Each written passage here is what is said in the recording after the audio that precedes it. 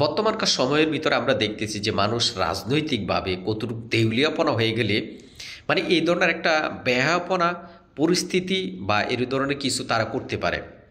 অর্থাৎ একটা মানুষের উপরে মিথ্যা বানোয়াট দোষ চাপানোর জন্য একটা আরেকটা নিরীহ মানুষকে দিয়ে তারা মিথ্যে কথা বলাইতেছে।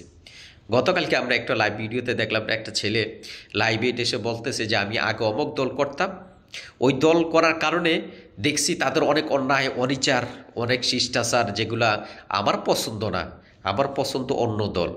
তিনি কারো নাম বললেন, যদিও এটা প্রাসঙ্গিক বিষয়, আমরা এটা বলতে চাই না, কিন্তু ওনাকে পাশ থেকে ফিস ফিস করে আওয়াজ দিয়ে ওনাকে বুঝিয়ে দিতেছে, শুনিয়ে দিতেছে যে তুমি এভাবে এভাবে বলো, কোনটার পর কোনটা বলবে। সে লাইভে গিয়ে তখন উত্তরটা দিল।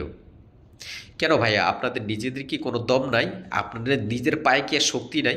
আপনারা এই জাতির কাছে সামনে এসে নিজেদের বুক ফুলিয়ে কথা বলতে পারেন যে হ্যাঁ আমাদেরকে এতদিন সমর্থন দিয়েছেন, সামনে এভাবে সমর্থন দিবেন?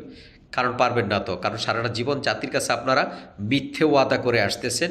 তার অবস্থা এই জাতি সবসময় আপনাদের দেখেছে, এখনও দেখতেছে, ভবিষ্যতেও দেখবে।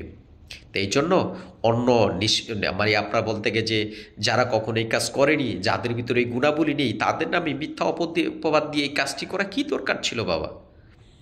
নিজের অ্যাবিলিটি, নিজের সম্বল যেহেতু কাছে শক্তি সাহস নিয়ে সামনে অগ্রসর হন।